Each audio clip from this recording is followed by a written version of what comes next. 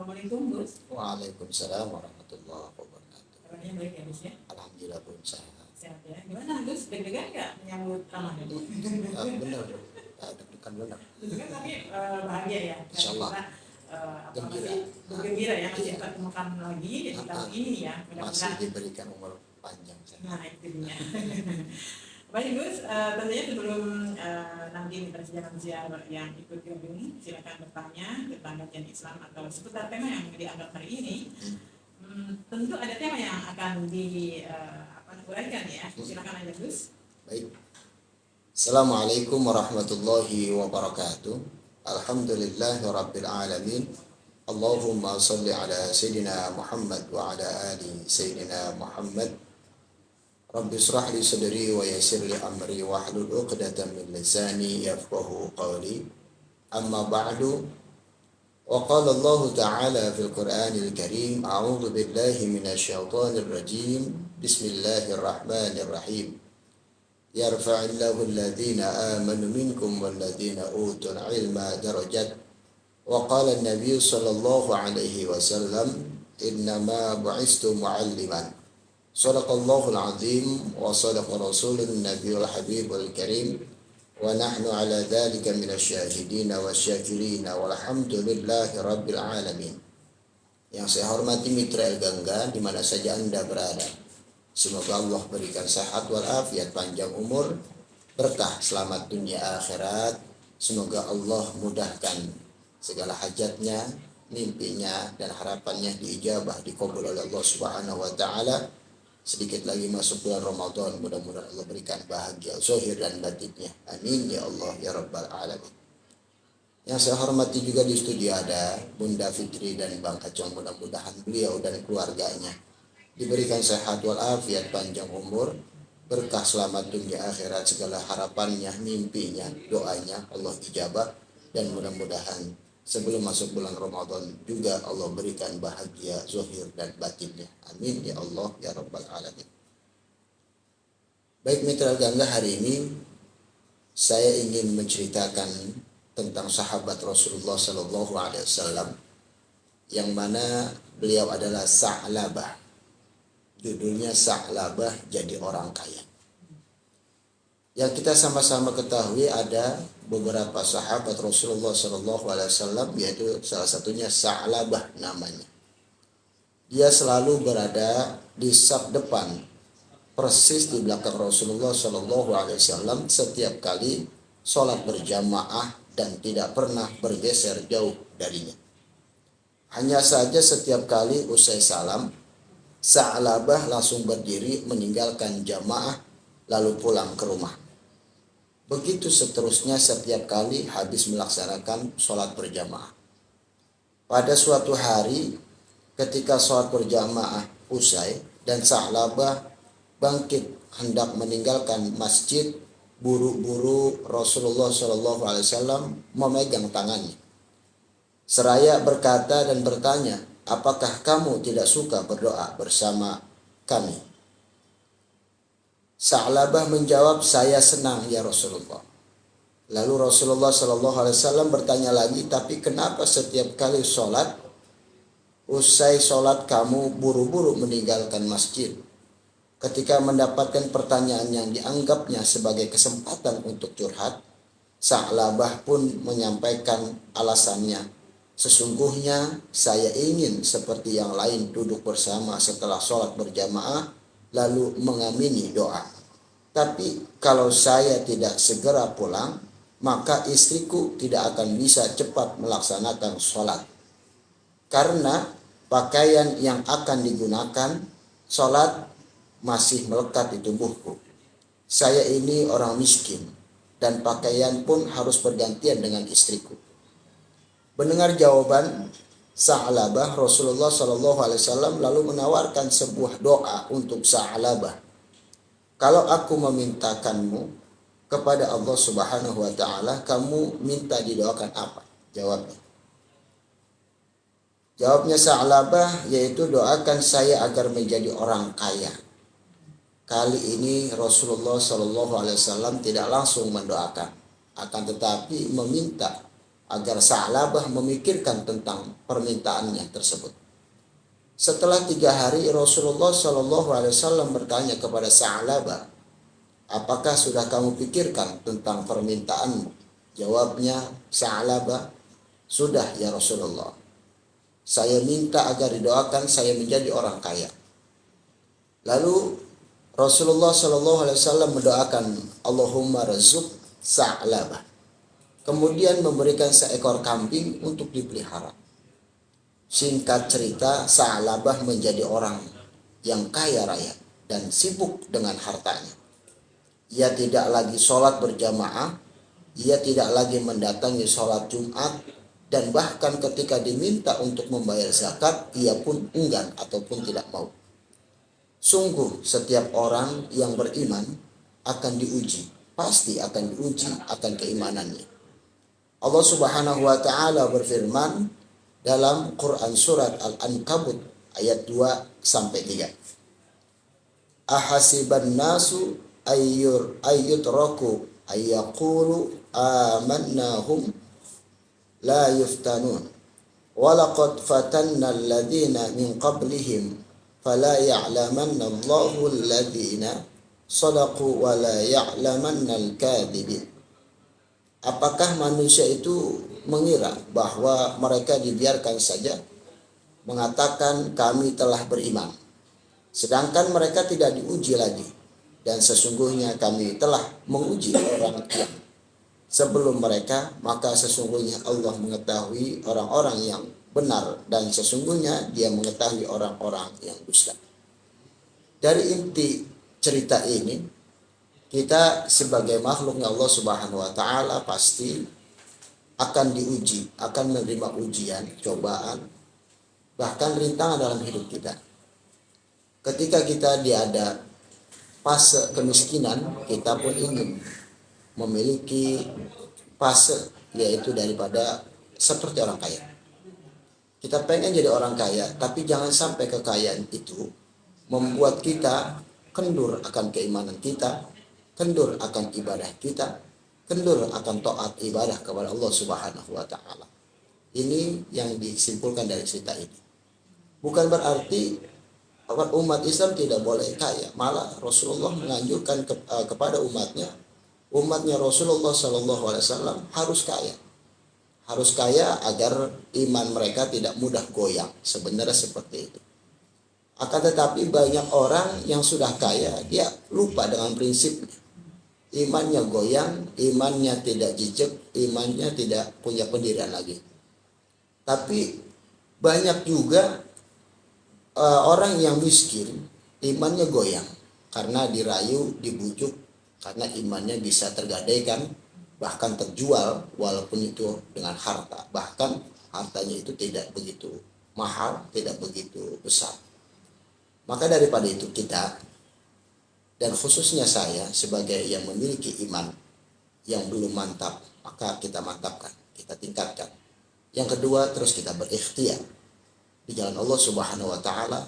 Yang ketiga, terus kita berdoa kepada Allah, mudah-mudahan iman Islam kita dikuatkan oleh Allah, ikhtiar kita diterima oleh Allah, dan segala doa harapan kita diijabah oleh Allah Subhanahu wa taala. Mudah-mudahan dari awal kita hidup sampai kita mati dalam keadaan ridho Allah Subhanahu wa taala. Ketika kita mati pun mendapatkan husnul khatimah, sehingga nanti di alam kubur kita mendapatkan kenikmatan alam kubur, mendapatkan pertolongan dari Allah Subhanahu wa taala. Wallahu a'lam bishawab. Demikian. Baik, terima untuk Gus Edward yang sudah memaparkan tadi mengenai tema cukup menarik Sa'labah. Mungkin kalau kita telusuri dan cermati cerita Sa'labah ini, tentunya lupa dengan ketika dia miskin ya, sementara sesudah kaya malah melupakan doa-doanya. Nah, ini sebenarnya Gus, seberapa besar sih keampuhan sebuah doa ini sehingga Sa'labah ini melupakan doanya ketika sudah kaya? Ya, sebesar apa doanya? Karena ini doanya Rasulullah Shallallahu Alaihi Wasallam. Allahumma rizq Sa'labah, ya Allah berikan rezeki, berikan kekayaan kepada Sa'labah. Jadi Rasulullah yang mendoakan. Jadi bahasa gini, Kan ketika Rasulullah menanyakan, engkau punya permintaan doa apa? Tapi sahabat hanya meminta pengen kaya. Kaya. Seharusnya diplusin. Ya. Ya Rasul, saya pengen jadi orang kaya. Tapi saya taat kepada Allah. Itu maksudnya dalam keadaan taat kepada Allah. Insya Allah kalau taat kepada Allah, dengan catatan mudah mendapatkan ridha Allah. Dia walaupun kaya, tapi dia masih cinta agamanya, masih berjuang di agamanya, bahkan terus mau beribadah kepada Allah. Jadi kalau kampuhan doa ini karena Rasulullah yang mendoakan, Allahumma rizqi sa'alam. Makanya tadi yang miskin menjadi kaya karena ampuhnya sebuah doa tadi. Cuma doanya kurang lengkap ya Gus ya. Iya, bahasa request Bun, Iya. minta mie rebus doang. Iya, nggak pakai telur. Gitu kan, kalau pakai telur enak spesial. Iya. Jadi terlupakan keimanan dan taatnya. Seharusnya berikan hamba lebih taat lagi dan keimanan yang kuat gitu ya. Ya, contohnya gini aja Bun. Ya Allah, saya pengen ganteng saya. Gitu. Tapi saya juga pengen ya Allah zohir batin ya saya ganteng. Jadi luar ganteng. Luar dalam. Nah itu Bun, jangan luar doang, luar cakep hatinya rusak. Gitu. Jadi plus doanya. Baik mitra zaman siar, untuk mitra yang mungkin ingin bertanya seputar topik yang kita bahas hari ini yaitu sahabat, atau mungkin ada keinginan mitra untuk bertanya di luar dari tema ini, silakan aja Gus Edward siap ya. Lalu Gus ya, mengapa sih selama ini mendapatkan murka dari Allah atau Rasul ketika sudah kaya? Di samping itu kan tadi lupa berdoa ya. Nah selain itu yang menjadikan dia Allah itu murka kepadanya itu apa aja? Karena hidupnya ketika sudah kaya terlalu sibuk dengan kekayaannya, dengan urusan dunianya saja Bu. Terus yang kedua, ketika dia miskin, dia rajin ibadah berjamaah, sholat berjamaah, terkhususnya lagi sholat Jumat. Nah, ketika dia kaya, dia sholat berjamaah tidak, sholat Jumat tidak, dan lain sebagainya. Yang paling angker lagi ketika Rasulullah meminta zakat, jadi nggak diterima, sudah ditolak kan. Misalkan Bunda lah, saya contohnya jadi salabat, tapi ini contoh doang, jangan. Bunda bilang, Gus, bayar zakat, nggak mau, gitu.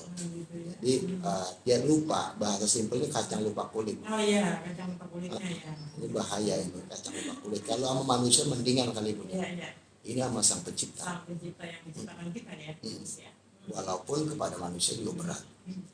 Lalu bagaimana ini Salamat sendiri untuk memulihkan kembali keadaan dia yang tadinya Allah sudah murka ya pada dan Rasulnya. Ini bagaimana ketika dia agar bisa kembali seperti semula gitu, seperti jadi taatnya sebelum dia kaya, terus doanya juga sebelum dia kaya, dan bagaimana ini memulihkannya sementara ini sudah dimurkai Allah. Mudah sebenarnya, dia bertobat kepada Allah. Dia bertobat, tobat yang paling simpel kan istighfar ya. Istighfar bahasa lisan dan hati ngaku dulu. Yang kedua, tobat itu harus dibuktikan dengan perbuatan, dengan sungguh-sungguh. Contoh, Bunda punya anak, Bun, aku nggak ngelakuin lagi deh. Ini kan ucapan baik lisan ataupun hati. Tapi ketika dia buktikan sama anak Bunda tersebut tidak melakukan sesuatu yang buruk itu, Bunda jadi senang gitu. Pertama, langkah awal. Yang kedua, dia lebih meningkatkan lagi kualitas ibadahnya. Kemarin waktu miskin aja, dia kualitasnya anggaplah ya 90. Nah, ini jangan sampai ketika dia kaya, dia berada di bawah 90, bahkan terprosok sekali. Seharusnya minimal ditambah yang 90,1. Nah, biar apa? Dari kekayaan itu, yang pada hakikatnya gini sih sebenarnya, harta kita ini pada hakikatnya buat ibadah kepada Allah, buat dakwah di jalan Allah Subhanahu wa taala. Kita punya kendaraan buat ibadah, punya uang buat ibadah. Contoh ibadah yang paling simpel, misalkan suami memiliki rezeki uang ini dikasih ke istri ibadah, ngasih ke anak ibadah, kasih ke orang tua ibadah. Ini karena nawaitunya yang baik. Dan jangan sampai ketika kita memberikan rezeki uang itu, contohlah kepada saudara kita, tapi tidak jadi ibadah. Contohnya ini buat lo, karena gue kasihan niat dulu miskin. Nah ini jadinya malah fitnah, jadi nggak baik lah. Maka yang baik itu ketika dia memberi, niatnya adalah ibadah kepada Allah. Ya udah, nggak usah ngarepin balasan manusia, minta ridho Allah aja. Ya, baik mitra zaman siar, terkait dengan topik yang kita bahas hari ini, mungkin Gus ada yang ingin disampaikan sebelum menyudahi gelaran ini ya, yang terkait dengan tema tadi, siapa? Baik mitra Gangga di mana saja Anda berada, selalu saya katakan kita untuk siarnya itu baik kita rajin ibadah atau tidak ibadah, kita mulai apa yang kita bisa, apa yang kita mau lakukan. Maksudnya apa? Jangan sampai kita tidak peduli dengan agama sehingga cerita Sa'labah ini menjadi ajaran ataupun contoh buat kita. Jangan sampai beliau yang kaya itu lupa sama Allah, apalagi kayak saya nih yang miskin lupa sama Allah. Maka saya katakan baik miskin, sederhana ataupun kaya, mari sama-sama kita eling ingat kepada Allah Subhanahu wa taala untuk nyenengin Allah, untuk nyenengin diri kita, dan terlebih lagi kita mau nyenengin Nabi Muhammad SAW. Yang kedua, kita jangan pernah memandang siapapun makhluk Allah itu dengan sebelah mata, karena pada hakikatnya mereka semua adalah makhluknya Allah, dan Allah ingin melihat daripada kasih sayang kita kepada makhluk Allah. Kalau kita memandang mereka full dengan mata kita, tidak memandang sebelah mata, insya Allah Allah akan pandang diri kita dengan kasih sayangnya. Yang ketiga, mari kita berdoa kepada Allah, mudah-mudahan doa-doa kita dijawab oleh Allah Subhanahu wa taala, apalagi ini Jumat terakhir di bulan Sya'ban. Jumat depan itu udah masuk di bulan Ramadan. Mudah-mudahan kita semua pun Allah senangi, Allah bahagiain dalam keadaan sehat walafiat, Allah cukupin segala kebutuhan kita. Astaghfirullahaladzim, astaghfirullahaladzim, astaghfirullahaladzim. Alhamdulillahirabbil alamin. Allahumma shalli ala sayyidina Muhammad wa ala ali sayyidina Muhammad. Rabbana zalamna anfusana wa illam taghfir lana wa tarhamna lanakunanna minal khasirin. La ilaha illa anta subhanaka inni kuntu minadh dhalimin. La haula wa la quwwata illa billahil aliyyil azim. Allahumma arinal haqqa haqqan warzuqna ittiba'ah wa arinal batila batila warzuqna ijtinabah. Rabbi ighfir lana wa liwalidayna warhamhuma kama rabbayana shighara. Rabbi zidna ilman warzuqna fahma. Rabbana hab lana min azwajina wa dhurriyyatina qurrata a'yun waj'alna lil muttaqina imama. Rabbana hab lana minas salihin. Rabbana hab lana minas salihin. Rabbana hab lana minas salihin. Allahumma barik lana fi Sya'ban wa ballighna Ramadan. Allahumma barik lana fi Sya'ban wa ballighna Ramadan. Allahumma barik lana fi Sya'ban wa ballighna Ramadan. Ya Allah, berkahi Nabi bulan Sya'ban ini dan sampaikanlah di bulan Ramadan.